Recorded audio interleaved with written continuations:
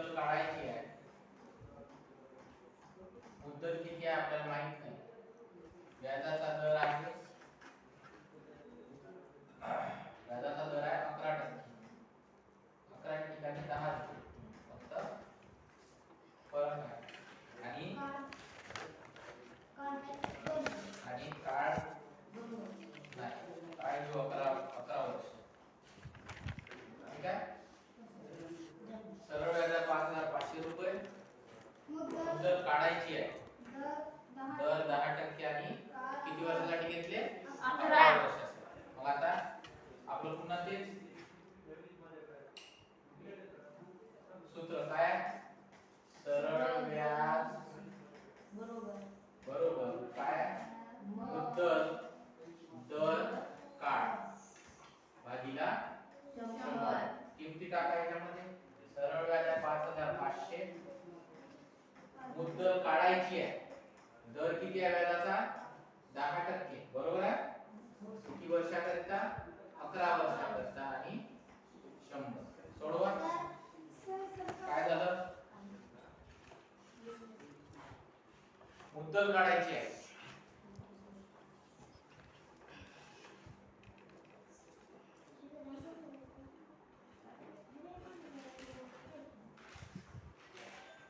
किती उत्तर? इकडचं काढू. हे झालं ना?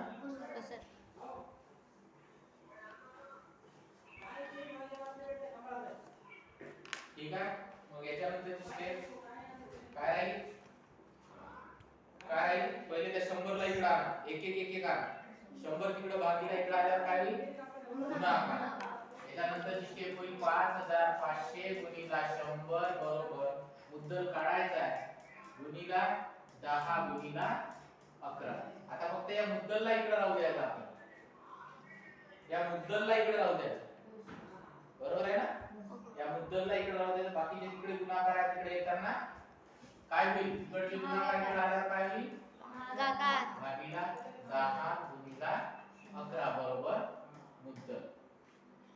झाला आता हे सिंपल आहे. किती शून्य आहे खाली? 1. मग सगळे कटर का वरचे? नाही सर. खाली 1 आहे तर वरचा सुद्धा एकच कापा पुढचा आपण. ठीक आहे. नेक्स्ट काय उरलं मग? स्टेप शून्य काटा काय करा? जे उरलेलं आहे ते सगळं लिहायचं. मधात सोडून द्यायचं नाही डोक्यात ठेवून की बाबा हे मला जमते मी सोडून देतो. जे उरलं आहे ते स्पष्ट लिहा. या सरळ व्याजमध्ये तुम्ही एक जरी संख्या कमी जास्त केली तुमचं उत्तर शेवटपर्यंत निघत नाही. आपल्याला वेळ कमी आहे स्कॉलरशिप मध्ये. 10 सेकंदात उत्तर शोधायचा. पुढचा गणित सोडवायला वेळ पुरला पाहिजे. 1.5 तास संपून चालला, 1 तास संपून चालला. आपण पाहिलं 10 प्रश्न आला. त्याच्यामुळे वेळ वाचवणं सगळ्यात महत्त्वाचं. पटकन संख्या लिहायच्या. 5500 5,500 गुणिला 10 आणि काय आहे? 1 गुणिला 11 बरोबर मुद्दल. काय होईल मग? खाली वर 5,500 गुणिला 10 किती होईल? 55,000 भागिला 11. 11 1 11 11 5 55 आणि हे 3 शून्य.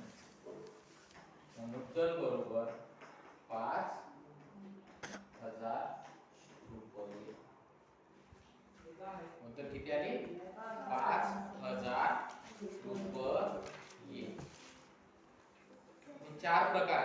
चारही प्रकारामध्ये चारही वेगवेगळे जेव्हा राहतील तेव्हा सूत्र एकच आहे. तुम्ही किती लवकर सोडवा. फक्त लक्षात ठेवा काळ जेव्हा काढतो तो टक्क्यामध्ये निघतो. बाकी सगळे रुपयात निघतील. काळ कशात निघल? टक्क्यामध्ये निघेल. आता कधी कधी काय होते जेव्हा काळ दिला जातो वर्षाच्या ठिकाणी महिने दिले जाते कधी कधी.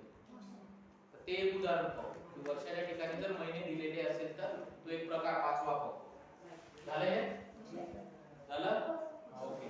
पाचवा प्रकार जो महत्त्वाचा आहे जर महिने दिलेले राहिले तर काय करायचं? काळ टक्केवारी सॉरी काळ नाही दर चुकलं. दर टक्के. दर म्हणजे किती दराने दिला बा काय टक्के. जसं आपण सावकाराला रुपये दिले नाही एवढं 5% लागेल म्हणते टक्के. काळ नाही. काळ हा वेळ असते. वेळ महिन्यात वर्षात किंवा दिवसात. तर त्याचं सूत्र आहे. आता पाहू प्रकार पाचवा. याच्यामध्ये आपण काळाचा प्रकार बनवू. याच्यामध्ये येईल सरळ व्याज. सरळ व्याज 800 रुपये. मुद्दल किती घेतात? 10,000 रुपये. मुद्दल घेऊ 10,000 रुपये. व्याजाचा दर घेऊ 2% आणि काळ घेऊ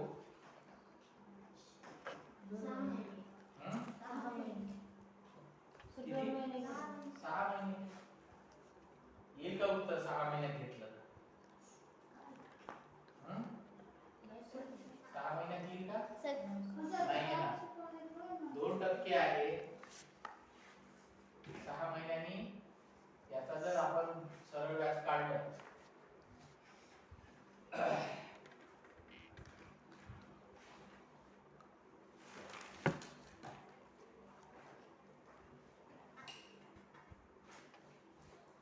₹100 सरळ व्याज किती घेऊ?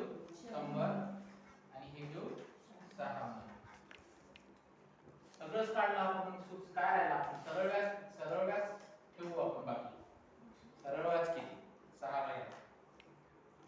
मग अशा वेळेस काय करायचं? सूत्र लिहायचं. पण इथं महिने आहे, महिन्याला वर्षात करावा. मग काय होईल? सूत्र बरोबर. सूत्र काय? सरळ व्याज बरोबर मुद्दल दर काळ भागिले 100. आता पहिल्यांदा काळ आपल्याला 6 महिने आहे. तुम्हाला माहिती आहे एका वर्षात 12 महिने असतात. किती असतात? म्हणून या काळाला वर्षामध्ये करताना याला महिने असेल तर 12 महिन्याला भागायचं. 6 भागिले 12 महिन्याचं वर्ष होईल. इथे राहते वर्ष. का बरं? महिने 12. एका वर्षात किती महिने आहे? 12. म्हणून 12 भागायचं. त्याला भाग पूर्ण जाते पण असंच राहू. 6 भागिले 12 याला भागाकार करू. कारण 12 का भागले? महिने आहे आणि एका वर्षामध्ये 12 महिने असतात.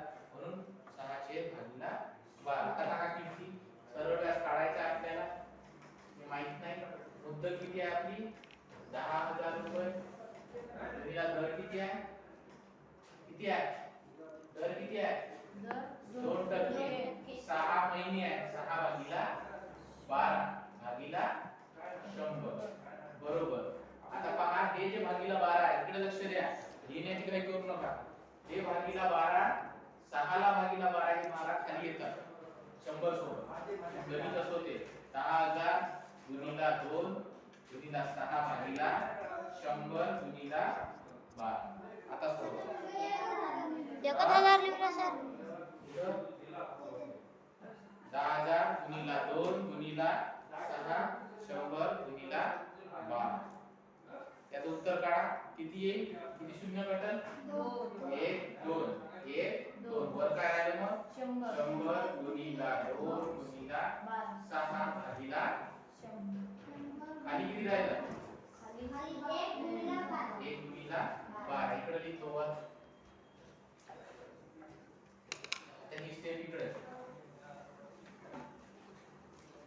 हे स्टेप इकडे. बरोबर. काय राहिलं? 100 गुणिले 2 गुणिले 6 भागिले 12. बरोबर. हे वर एक 12 होते, खाली पण 12 होते ना? 100 गुणिले 12 भागिले 12. 12 कटले. सरळ व्याज बरोबर 100 रुपये. सरळ व्याज बरोबर 100 रुपये. ठीक आहे.